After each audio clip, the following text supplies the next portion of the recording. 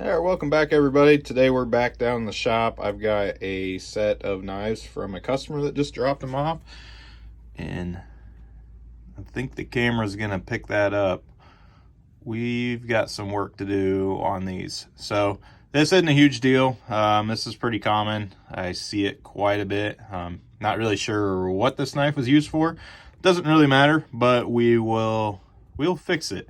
I don't know if this is a failed attempt at somebody to sharpen it or if it's just improper use, improper storage. You can get this a lot if you're putting them in your dishwasher to clean them, if they're just in a drawer banging around with other knives, but these are all pretty chewed up.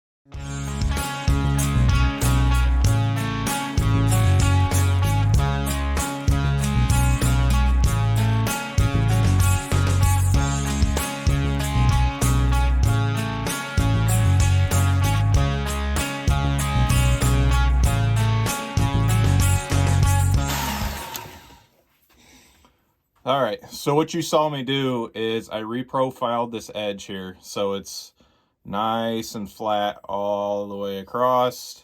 So if you put it down on a chopping board and shine a light through it, you're not going to have these spots where you can see light through it. Then the next thing I did is I started to put that secondary bevel back into it. And the important thing to do, or to remember when you're doing that, is you want to take even passes on each side. So I did 3 on one side, flipped it over, did 3 on the other side. Then I flipped it over, did 3 on this side, then 3 on this. And what we're doing when we're doing that is you want to apex the blade in the center. So you don't want one side further over than the other side. You want it to be that perfect triangle. So by taking even strokes on each side, you're going to apex it right in the center, and that's going to create a good strong edge. So now that we've got it fixed, now we start just sharpening it up. So I'm going to go through the other belts on it, and we're going to get to the point where I won't swap out belts. I'll do all these knives that are laying over here, the same process that I just did on this one. We'll swap out the belts and we'll progress through the finer grits.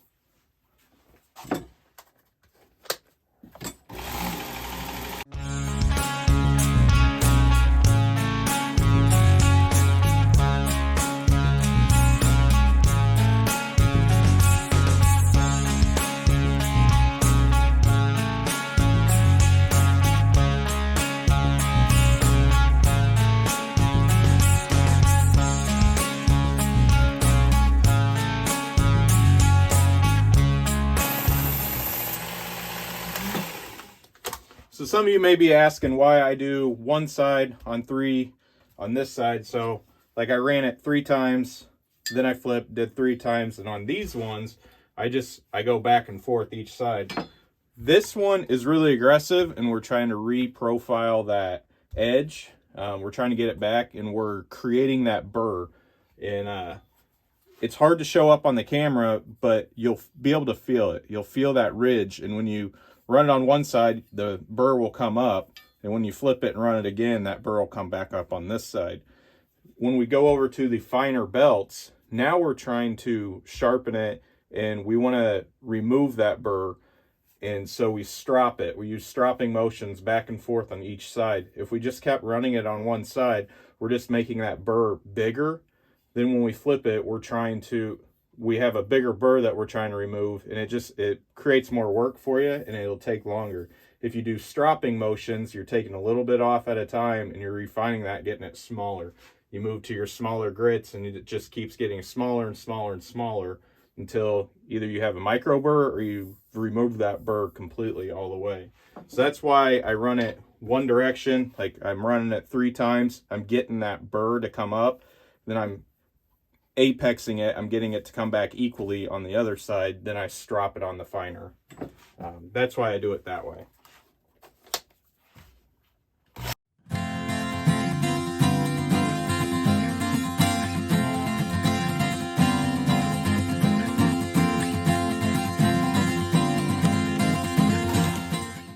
So there, when I run my finger, you can almost see it on camera there. I can feel it. My finger catches it and it pulls. Versus this side, it's really, really smooth. My finger doesn't. You don't feel it catch. You can even take your fingernail and you'll feel that ridge. It'll catch. So we've got that burr. So that means we've apexed it. It means it's come over both sides. Because when we ran it on the back side, to get rid of all of those nicks and that waviness that was in that edge, it actually flattened it out. So we had to reprofile it, then establish that secondary bevel again. And we had to fix down here where it had been cut in. These just been, I think, just not sharpened properly. I don't know if these were professionally done, but I see a lot of signs of some bad sharpening practices and bad storage habits with these knives. But this is a good video to show that you can do everything on these work sharps. Typically, I would reprofile these on my big 2x72. I wouldn't use these just because it's less time on the bigger belt grinder. But I wanted to show that you can do everything. You can fix a knife that's badly damaged with the work sharps without having to use any other tools.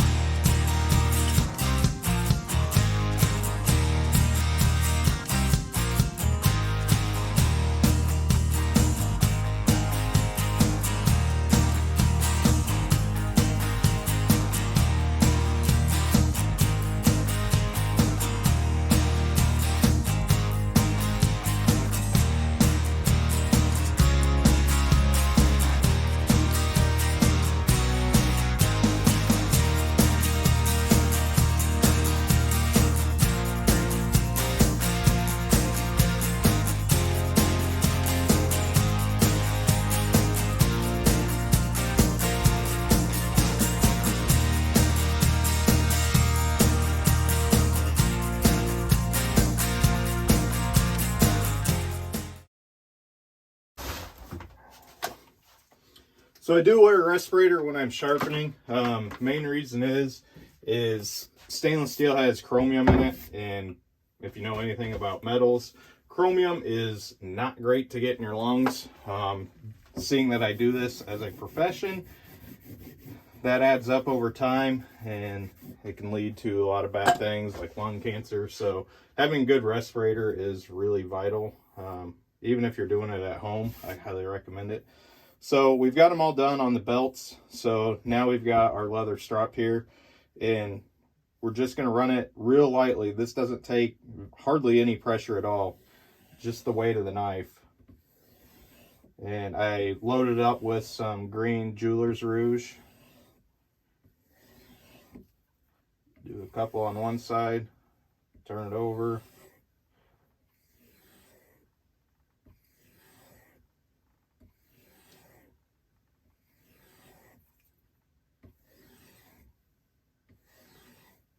And if your knives are in good condition, a lot of times this is all you have to do is just run them on a leather strap and it'll get them sharp again.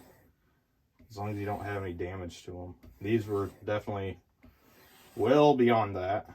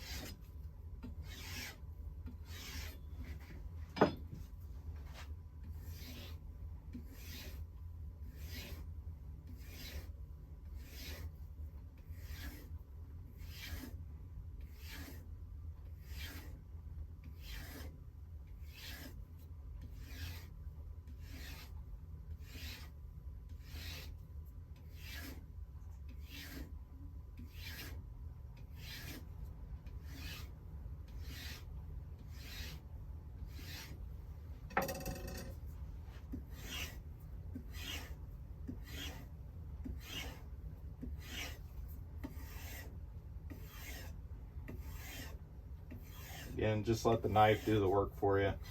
You don't have to put any pressure down. This is just polishing up that edge and what little burr there, realigning it.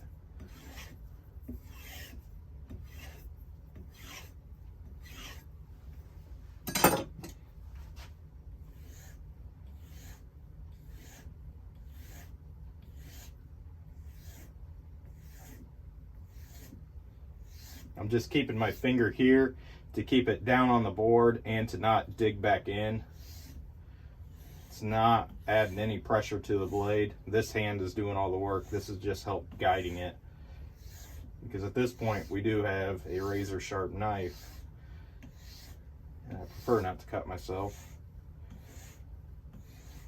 especially on camera. Granted, it'd probably make great views, but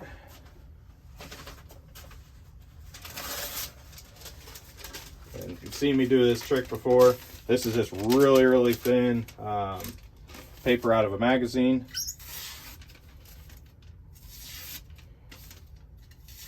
Some of the hardest stuff to cut. And I'm not pushing. The way the knife is slicing through the paper. And that was that first knife that we saw that was severely damaged. And I mean, in a matter of a couple minutes, we've gotten it back working again. This one, there we go.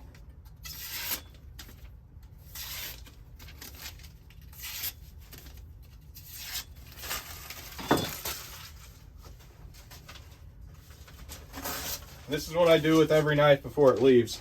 What it's catching on is there's still a little bit of Jeweler's Rouge that's on the edge of that blade, and it catches that paper. It's not that it's dull, it's just got some of this compound built up on the edge, and it catches the paper.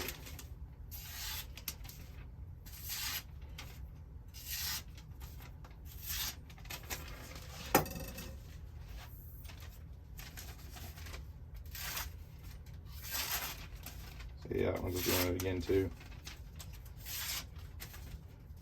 Once you get that Jeweler's Rouge out of there, it slices.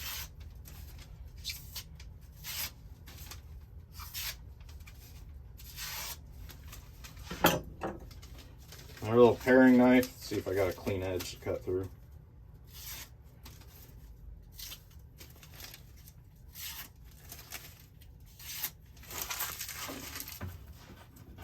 So a matter of a couple minutes, guys, we can have these knives back working again. And I'll show you the finished result. And it doesn't take a whole lot of work. There we go. I'm showing 30 minutes on the camera. And remember all that damage that was down here? That's gone. When we put it on the cutting board, there's no gap. I could take a flashlight, shine it through there, and it's gonna be level. These were all pretty bad. These are all flat now. They've all got a nice mirrored, polished edge on them. It's gonna be really good. This one was really chewed up too. It was pretty bad back here. That's fixed. They were all bad. They were all in really rough shape. Paring knife. But there you go, guys. A little bit of time. The Work Sharp, and you can get great results. Again, I'm not sponsored by Work Sharp. I just really like their product, really believe in it. And I mean, it's hard to go against results like this. I've got some other knife sharpeners. Let me know down in the comments. This is going to be a controversial video if I do it. I have a Russian knife sharpener. I really like it, but it's hard to bring it out these days. But let me know if you guys want to see that. It's the TS Prof. Some of you may know about it, and I'll do a review on it. Things I like about it, things I don't like about it. If you guys want to see that, let me know. We'll get that thing pulled out. We'll get it assembled, and I'll show you how to use that. That's what I started my business on, was the TS Prof from Russia. So let me know if you guys want to see that. As always, thank you guys for watching, and we'll see you on the next one.